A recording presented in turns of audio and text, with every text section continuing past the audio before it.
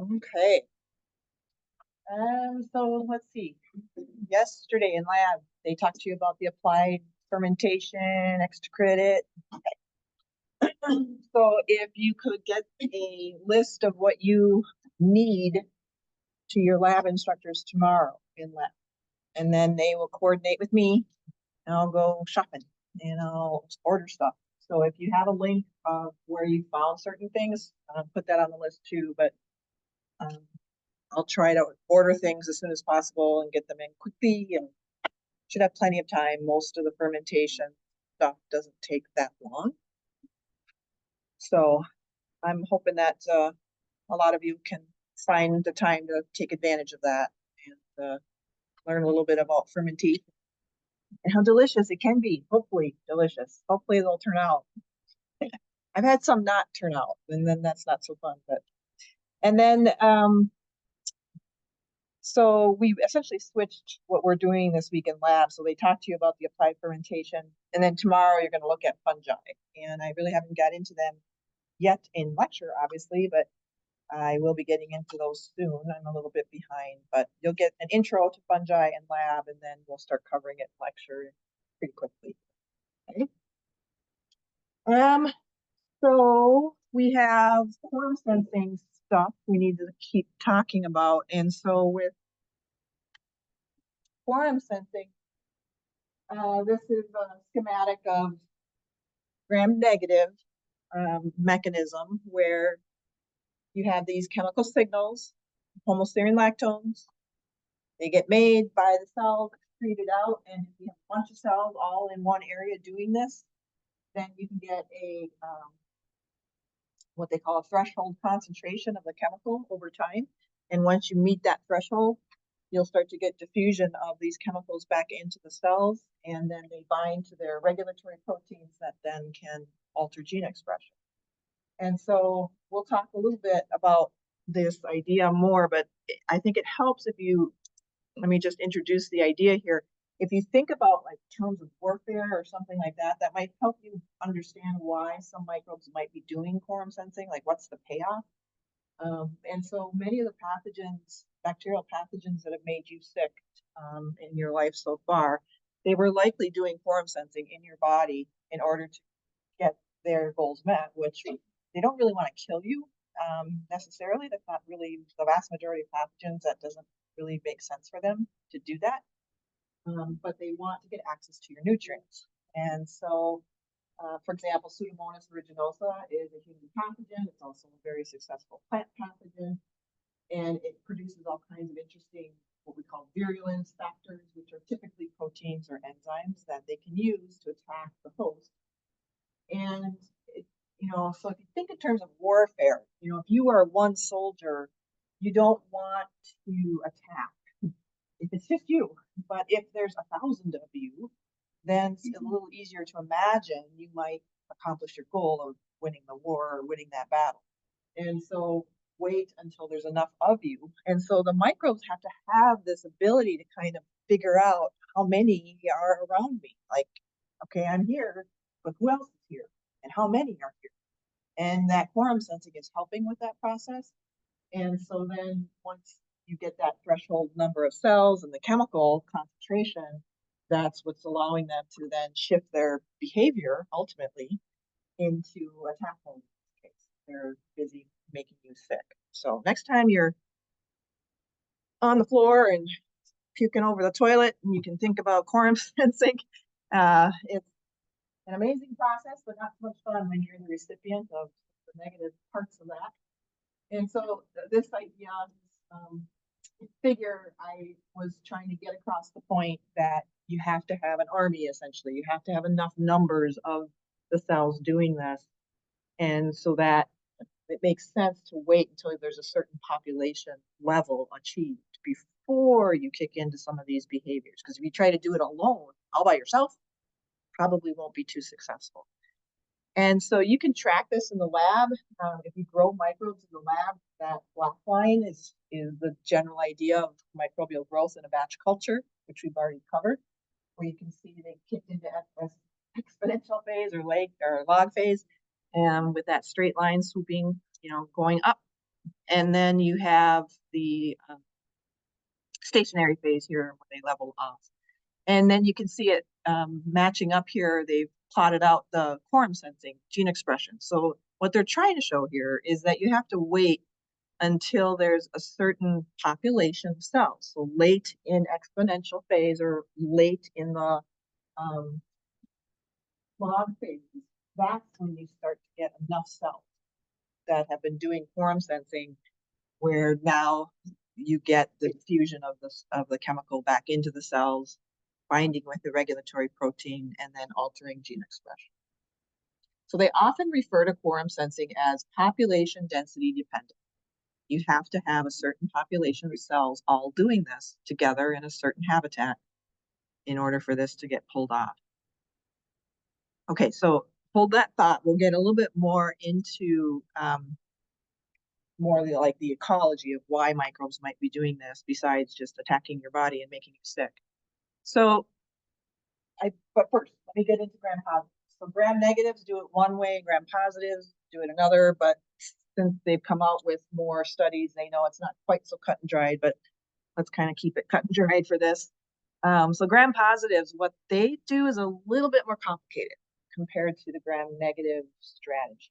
And what they have, and then their chemicals are different too. Their chemicals are peptides for the most part, which are just small stretches of amino acids stuck together.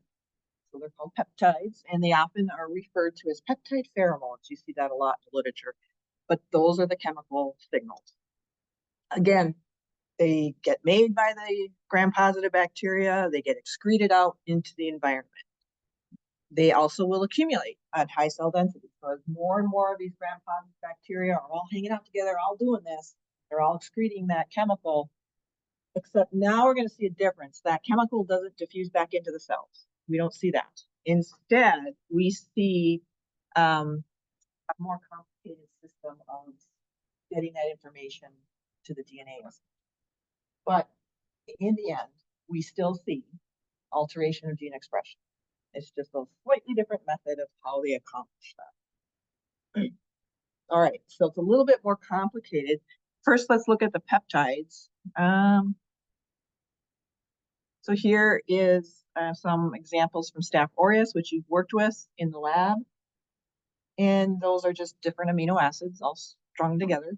All right, so these are the peptides. We often refer to them as oligopeptides in reference to their overall size, how many amino acids.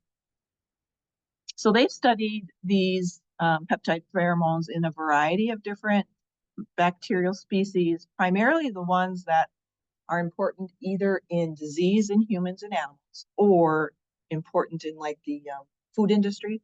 So lactic acid bacteria are really important in fermentation of food products, and so food and drink. So lactic acid play a big role there. So they've been looking into that heavily, but some of these other microbes, B. subtilis is kind of like one of the main guinea pigs. B. subtilis and E. coli tend to be really popular study species for study. And then streptomyces also are being looked at with quorum sensing, but again, they're kind of weird. They are a different bacteria just in their morphology, and they have to do quorum sensing a little differently in some ways. So I'll talk to you a little bit about that. So the idea here is that they have to use a two-component signal transduction system in order to convey that there needs to be a shift in gene expression. This is not unique to bacteria, but bacteria were the first to come up with this because they were the first organisms on the face of the earth. And so they're pretty good at this. But we know, I teach about two components in plant physiology too. The plants can do that too. And actually plants have put their own little spin on it. But basically what they see with bacteria is that there's two components, all right? The first component is a sensor kinase. The second component is called a response regulator. These are just proteins that have special functions in this process.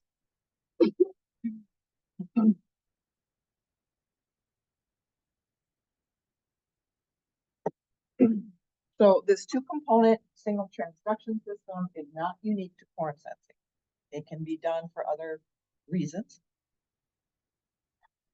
Signal transduction just means that it's a process used to take a signal from the environment and transduce it into the cell, shift it into the cell, and ultimately affect gene expression. So what do we got going on here? All right, so the sensor kinase is the first thing we should focus on. So the sensor is sensing the quorum sensing signal. Okay, it's there, it's usually embedded in the cell membrane, and it's always assessing the environment. And it's doing that by whether or not some certain chemicals can come in and dock into its receptor site. And so that's what they're trying to show here. The pink balls are the peptide pheromone in this case. And you can see that this sensor kinase is designed to interact with that peptide pheromone. And so it's docking into its receptor site. All right, so the sensor kinase is assessing the environment, and if those chemicals are around, you'll see that binding going on in the receptor site of that protein. So then what that does is it causes a phosphate to get transferred to the response regulator. You see that ATP is necessary to get this to happen. So that's where the phosphate's coming from. So ATP will get cleaved of the phosphate. And the sensor kinase, I like to think of the phosphate like a baton in track and field when you do those relay races and you have to pass the baton to the next runner. And so it's kind of that idea where the sensor kinase has run its part of the race by assessing the environment, getting that peptide pheromone docked in, and then the sensor kinase is like, oh, okay, I got to get going here. I got to run my part of the race. I have the signal docked into the receptor. I'm going to transfer the phosphate now to the internal response regulator, a protein that's in the cytoplasm. And what they're trying to show here is that, if that response regulator is near the sensor kinase, you'll get that transfer of the phosphate. And that transfer of the phosphate group is telling the response regulator, okay, now go run your part of the race. And so the response regulator has picked up the baton, so to speak, and gets phosphorylated. That's the signal to the response regulator. Oh, I need to go find the stretch of DNA to alter gene expression in some way. Turn on genes, turn off genes. Here they're showing genes get turned on, and you get gene expression to occur. And it can be, they do say it can stimulate or repress. So just altering gene expression is a succinct way. Okay, so it's two components because you have the sensor kinase, you have that response regulator, and it's the relay of that phosphate group between the two that is really kind of that signal transduction idea. And then once the response regulator gets phosphorylated, it's, that's essentially the signal to say, hey, go do your job, go alter gene expression. And so it's relatively straightforward once you look at it and kind of dissect what's going on here. It's not terribly complicated, really.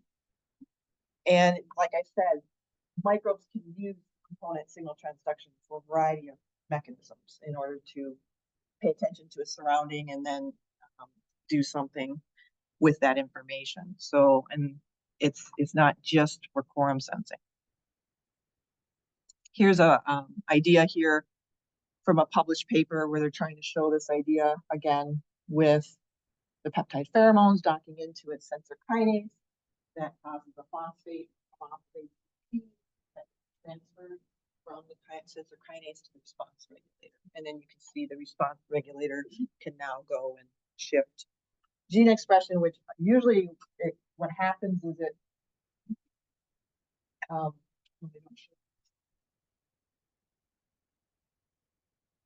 maybe it's on the next one. This is from your book. I'll come back to that idea. This is from your book, going back to when we were, what was it, first or second week of class, we were looking at gene transfer ideas. And so this is when microbes go to pick up naked DNA from the environment. So they're using two component for this and quorum. So this is quorum sensing put into context of, in this case, they use it to pick up, build the transformosome complex so they can take up naked DNA. So the peptide is this CSP thing poke around, and then they're showing it coming into the sensor kinase, the COMD is the sensor kinase, and then they show the phosphate getting transferred to COME, which is the response rate. So same basic idea as what we were just showing, except they put it into context of how do they build their transformosome complex so they can drag in some DNA. All right, so different gram positives versus gram negatives. So this is just an all-in-one slide, kind of simplifying and comparing the two. So as you're studying this, work through what they do that's similar and how do they do it differently. Think about similarities, differences in terms of the process of, how are they going through the stages here of quorum sensing. The chemicals are very different. You have the homoserine lactones versus the peptides. So very different chemicals in that regard. I guess the triangles are supposed to be the homoserine lactones, and the squiggles are the peptides. So this is a comparison of the chemical signals, gram positive versus gram negative. This is from a published paper. And so the homoserine lactones you can see off to the right, but there's some other related molecules being shown here. Gram positive, the peptides on the left. And then where you see these two overall circles merge, the common section there, they show AI2.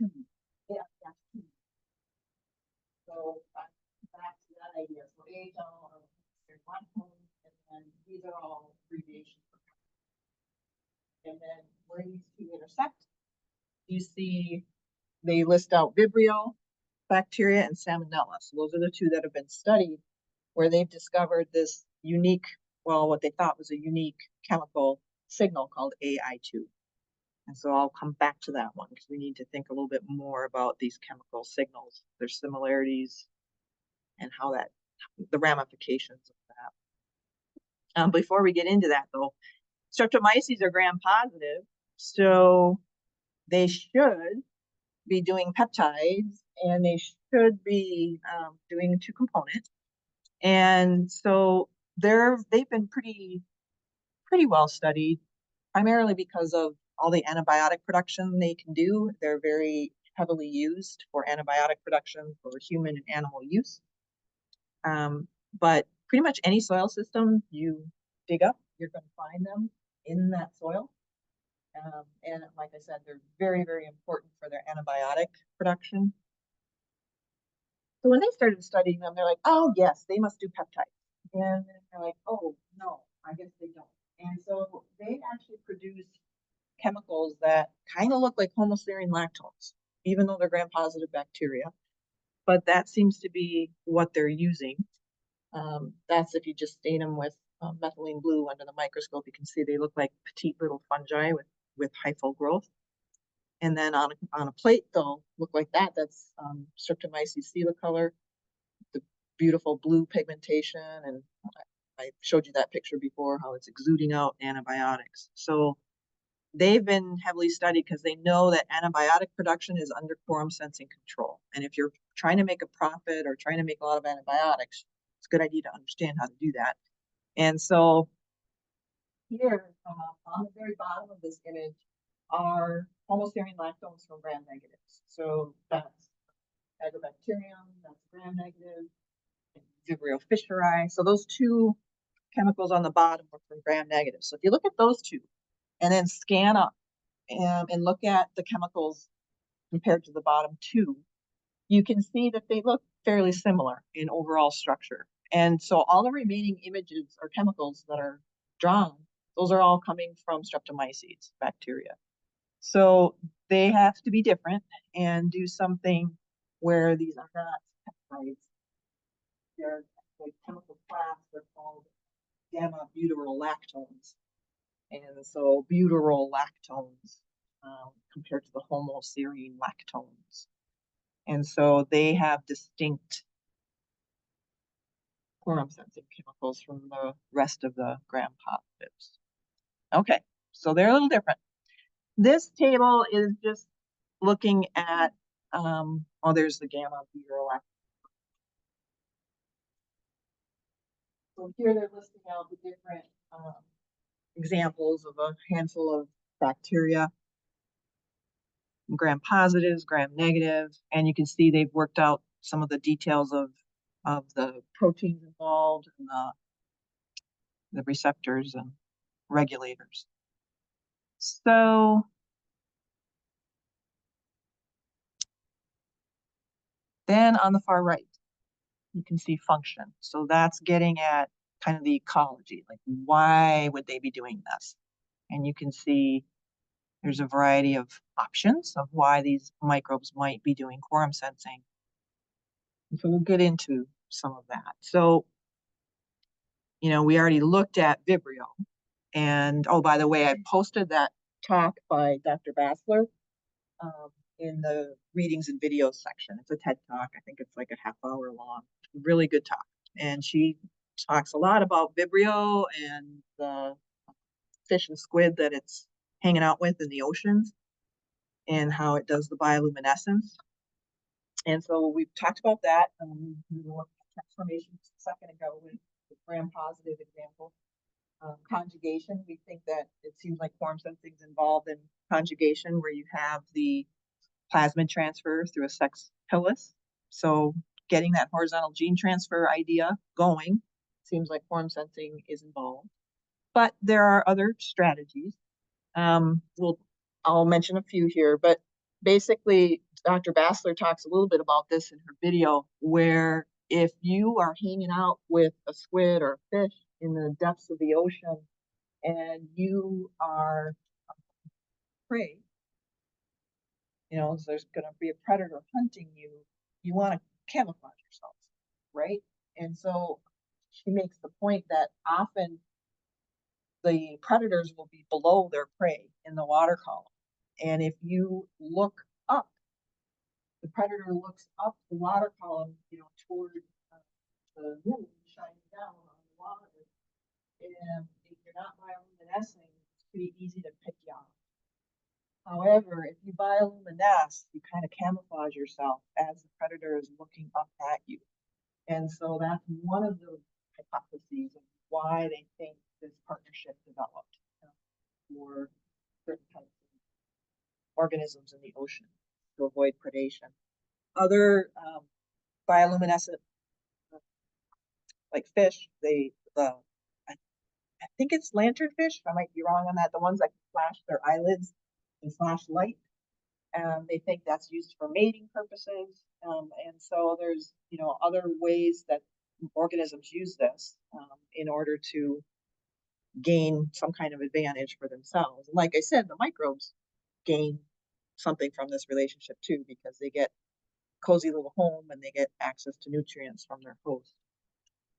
So there's lots of options to think about. I'll mention a few more, but basically when you look at, you know, microbes doing quorum sensing around each other, basically what they're doing is they're trying to figure out how many of me, so if there's a bunch of E. coli hanging out together, it's like, well, how many E. coli cells are here? You know, and they can assess the quorum sensing signal as a way to figure that out. It also allows them to participate in a group behavior that can be very beneficial. And if you think about when you are sick with a pathogen, you don't benefit from that, but the pathogens sure do. Because if they can wait to attack you with your very sophisticated immune system, I would not want to be a pathogen in a human and be like only like just me or just 10 of me. because the human immune system is stunning in its complexity and its ability to keep you safe and healthy. And so you certainly wouldn't want to go up against that. If there's just 10 of you, yeah, that's not a very good idea.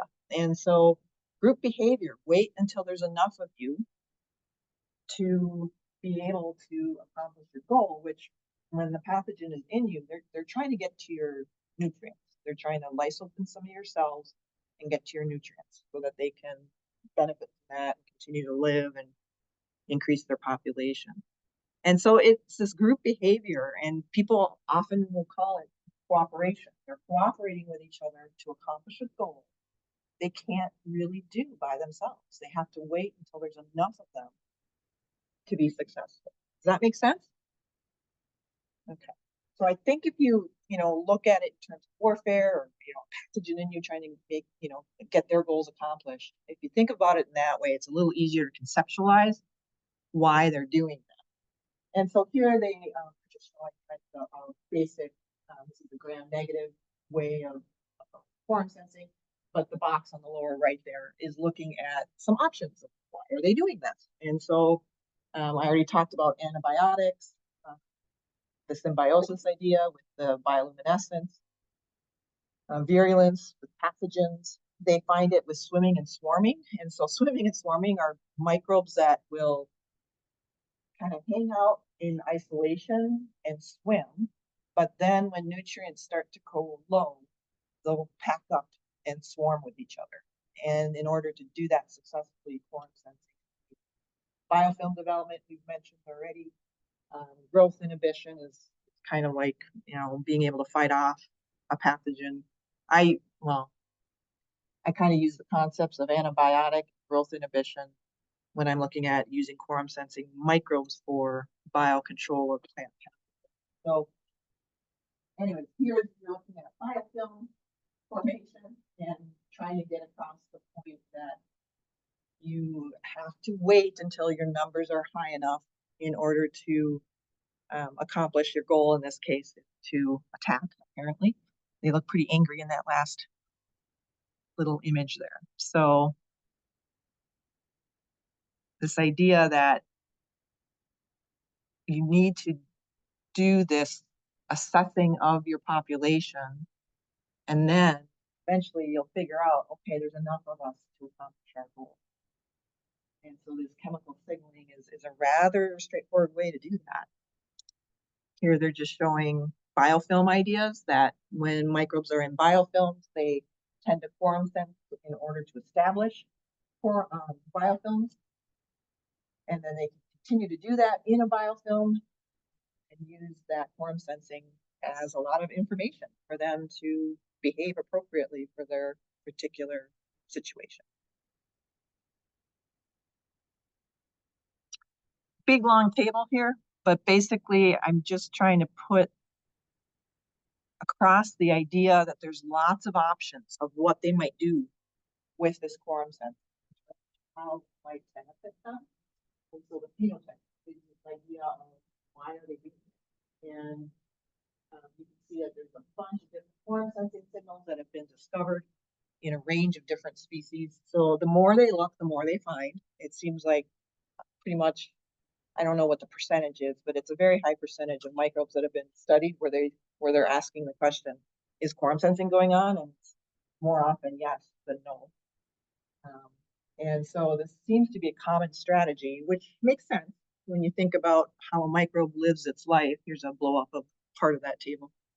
And so, if you think about what they're faced with on a day-to-day basis or minute-to-minute basis, they need to be able to assess their environment, not just their abiotic environment, but they have to figure out who's around them, how many, and then based on that, they might be able to take advantage of the situation and use that information to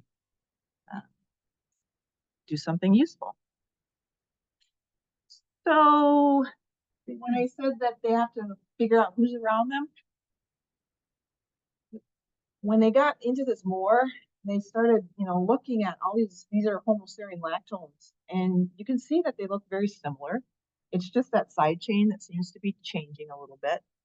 And so it really made a lot of scientists say, you know, I wonder if any of these could be like, can they be used to create like um, different bacteria hear each other's homoserine lactone? I guess that's the way to put it.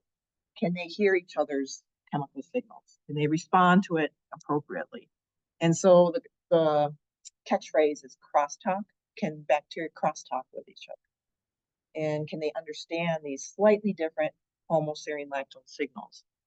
And so the hypothesis is it does make sense for microbes to be able to assess not only how many of me are around me, but how many of others are around me. And that could give some very crucial information for them to continue to survive and live in their environment. They're even talking about this as a way for bacteria and fungi to figure out, you know, same versus different. And so the fancy word is kin selection. Are they able to tell the difference between these are, you know, my species versus different species or different genera even. So the fancy word is interspecies or phrase, interspecies communication between species. So it would be, you know, like Pseudomonas aeruginosa and Pseudomonas fluorescens. Those are two different species. So interspecies, but it's kind of a broad term where now we're thinking not only that, but like Pseudomonas aeruginosa and E. coli, where you're actually in different genera. And so they've been looking at these ideas. Can different bacteria understand each other's chemical signals, those quorum sensing signals? And so here, this image I'm trying to get across with the different colored microbes there, that they're different species. And so this idea of, can they assess each other, you know, who's around me besides just themselves? And so one of the first papers that was published on this is they were looking at cystic fibrosis patients, and a very devastating disease and fatal most of the time. And it's because of bacterial overgrowth in the lungs and what that does to the lungs. And so two of the main culprits in that disease are Pseudomonas aeruginosa and Burkholderia cepacia. And the scientists who were studying this disease, when they realized quorum sensing, you know, when that came on the scene, they started asking, is that why these two microbes can be so successful in the lung in terms of their ability to survive and thrive and, you know, unfortunately cause a lot of damage to the lung tissue of the host? And so they started doing some lab-based studies where they looked at Pseudomonas and Burkholderia, and they looked at some co-culture experiments. And what they were finding is that, yeah, Pseudomonas was releasing a homoserine lactone, and it actually, the Burkholderia responded to it, and it allowed Burkholderia to increase its virulence factors. So the homoserine lactone from Pseudomonas actually stimulated Burkholderia to be more pathogenic, to cause more damage. And they looked at it more carefully, and they saw not only that, well, the virulence factors were different lipases that Burkholderia was releasing, proteases, and siderophores. Siderophores are a mechanism that bacteria have to latch on to more rare, scarce iron. So all organisms need iron in their diet, including pathogens. So siderophores, sometimes iron can be in really low supply in the environment or in the host. And so siderophores are their mechanism to get access to iron and to actually use that to, you know, stay alive and grow.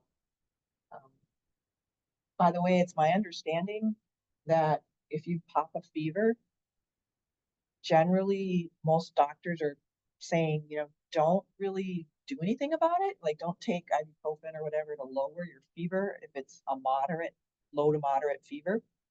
It's my understanding that that kicks in certain proteins in your body that latch onto your iron, which keep it away from the pathogen. And so the thinking is a low fever actually is helping you keep iron for you, and the pathogen has a harder time getting to it.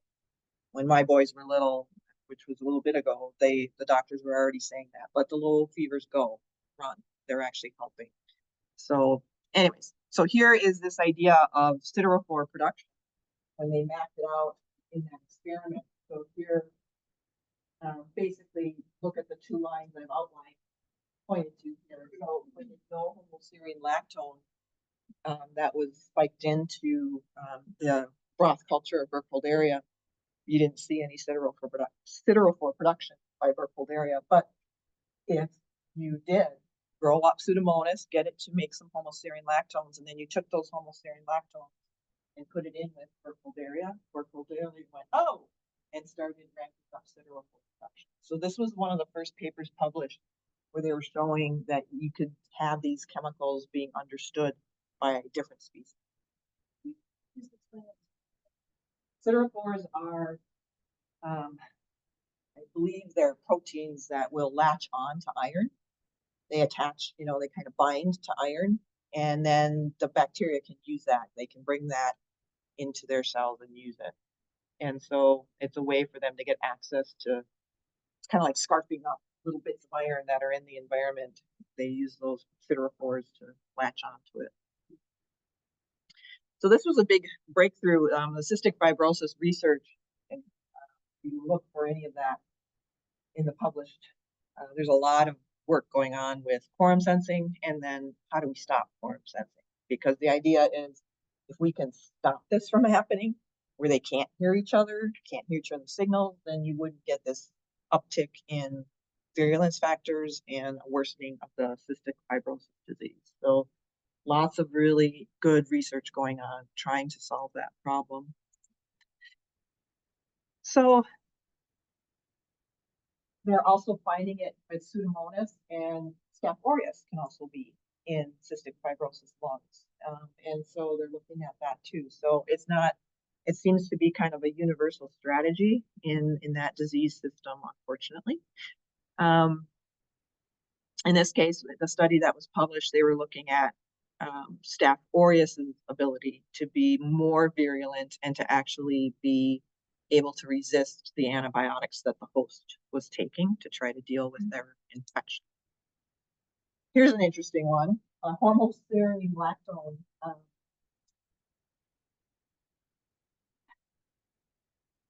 So this is plant leaves have a diverse array of different microbes on their surface. And what they're finding here is epiphytic means that the bacteria living on the leaf. And usually that means it's just a normal bacteria hanging out with the plant. Nothing, it wasn't a pathogen. But its ability to hang out with the plant and produce homoserine lactone actually downregulated Pseudomonas syringae is a nasty plant pathogen, and it actually downregulated Pseudomonas' ability to cause disease.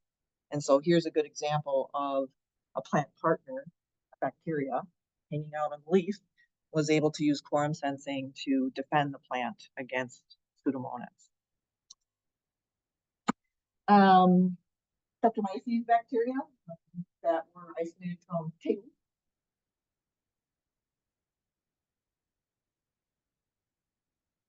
So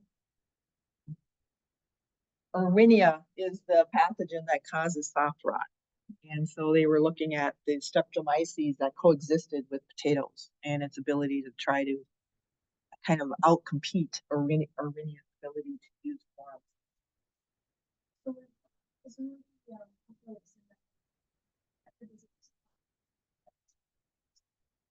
Yeah, I mean, that's a really good question. How did that situation get set up, And the current thought, at least on some of the more well-studied, like plant microbe interactions, is that the plant influenced which microbes, which bacteria are hanging out with it. So like that epiphytic bacteria. And that interaction allowed the bacteria to adapt to fight a pathogen of the plant. So it's like the plant was like recruiting soldiers, bacterial soldiers. Like, I want you to hang out with me, and in return, why not?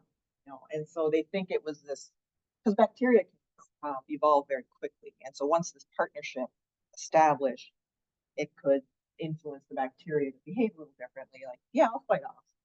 I can do that. That kind of thing. So interesting to think about, like, how does that, but that's the leading hypothesis for, why an empathetic bacteria would bother to do that. So, okay. So this idea that, yeah, okay, it does seem like you can have this crosstalk going on. And then going back to this AI2 is another thing that kind of further data and evidence that's really starting to get people to think, that there does seem to be this ability for these microbes to crosstalk. And so the AI2 signals were discovered by Bonnie Bassler's group. And she, in her studies, at the time she published this particular paper, she said 50% of the bacteria they looked at in their study had the genes to make AI2 and the receptors to be able to have the AI2 dock into the receptor. And so she proposes this is a distinct chemical that can be used across diverse bacteria, and they can all understand it and respond to it. And so she calls it the universal microbial language. And so these are two AI2 molecules from the two. She mainly studies Vibrio and Salmonella, but right now she's doing a lot of Vibrio work. And so the deeper her group is getting into quorum sensing, they're realizing that there's these other strategies like the AI2, that was a brand new quorum sensing chemical that what was so exciting about it was lots of bacteria seem to do this. It's not just one particular species. And so that really kind of opened up the door to the idea that, yeah, there's definitely strategies out there that the bacteria are using AI2. And then it seems like these homoserine lactones are in some way, at least partly, they can be used interspecies. So this diagram, I think, might be, I don't know if it's in your current edition of the book, but it's in the previous one. It's kind of complicated. So I'm just going to point out a couple of things on here, and I don't want you bogged down in the actual process here. I don't care that you know that. The big idea, this is Vibrio. And so this is coming from Bonnie Bassler's work. And she's been looking at the fact that Vibrio actually has several quorum sensing pathways in they're amazing pathogens. And so they've developed like at least 3 different quorum sensing pathways. And they can, to some extent, interact with each other. And so that's what these 2 images on these 2 slides are showing. I'm not going to get into that in any detail. The main thing is that she is showing that they can be used, these quorum sensing signals, other species. And then with her work, that second bullet point with Vibrio Harvey, she says AI1 is her term for the quorum sensing signal and pathway that's used only between Vibrio, like one Vibrio to the next Vibrio. They use AI1. And then if they want to communicate with unrelated species around them, then they use AI2. So they're saying that many bacteria seem to have the ability to have a private conversation, just Vibrio, in this case, Vibrio to Vibrio, same species, but they also have the ability to talk to other species and communicate with other species. So I've kind of blacked out what's going on in there because it's a little confusing. And here you can see how they can impact each other's, whether they get turned on or off. Don't get bogged down in that though. It's mainly the 2 top bullet points I want you to think about. Okay, but she's done incredible work with Vibrio, and the deeper they get into the quorum sensing pathways in Vibrio, it's just amazing the complexity that they're finding. So very successful bacteria and pathogen. Okay, so a couple of other ideas. Why would they do this in their natural life? They have seen that this quorum sensing organisms can mess with it, and it can be a good thing for that organism. So red algae, you show them this image. Red algae live in the ocean, and they, of course, do photosynthesis, and that's how they get their sugars, right? So they need to have their body not covered in a thick biofilm of microbes, because that's going to make the light energy not penetrate to the chloroplast very well. So what they do is they produce substances that make it so that any, in this case, they were looking at gram-negative bacteria hanging out on the red algae. It makes those gram-negatives not be able to quorum sense. What they do, these red algae are producing pheromones, which are chemicals that are very similar to homoserine lactose. So the red algae are using that. And it actually creates a situation where it's a competitive binding. The pheromone is close enough in its chemical structure to bind and take the place of homoserine lactose. And so that strategy is actually pretty good. If you can block the receptor protein or the regulatory protein from getting its AI, it won't alter gene expression. It won't complete the quorum sensing process, which in this case, the bacteria use quorum sensing to build up the biofilm and build up their community on top of the algae. And so the algae is like, no, I don't want that. So I'm going to make pheromones. My pheromones are going to dock into your receptors. It's going to mess with your quorum sensing. You can't biofilm. And then I will have leaves, or not leaves, but my body will be free to go ahead and do photosynthesis, get access to sunlight. They also saw that it caused a situation where gram-positive bacteria started to kind of take over on the body, but in a good way. It wasn't harming the plant. And there was lower population, so it was kind of like it allowed for these gram-positives to get in there and out-compete the gram-negatives. So that's an example where you have a host and its associated microbes and how they're using quorum sensing. Here's one. In the GIT means gastrointestinal tract. So inside the gastrointestinal tract in the intestines. Here, Vibrio, by the way, you don't want Vibrio in your GIT, in your gastrointestinal tract. So they're trying to show here that this Brontia bacteria was producing chemicals that messed with Vibrio cholera's ability to do quorum sensing, because again, it was messing with the quorum sensing signal where the DPO was taking place of Vibrio's quorum sensing. And then Vibrio couldn't really complete its quorum sensing, so it really couldn't figure out like how many of me are around me. It just couldn't do the quorum sensing process. And if you can stop that from happening in the intestines, that person shouldn't have a very serious disease of cholera. So this is huge. If they can figure out a way to get this to happen consistently, I mean, Vibrio kills. It kills thousands of people every year. And luckily, we don't have many cases of it here because our water supply is pretty good. But this is a serious problem. Vibrio is a very deadly pathogen. Okay, this next topic I'm going to save because it's a little bit more complicated. So we got to go out of time. So I have a few last things to say about quorum sensing on Friday. Oh, Friday, come with your laptops. I'm going to go over parts of the exam on Friday. So if you have your laptop, that will help.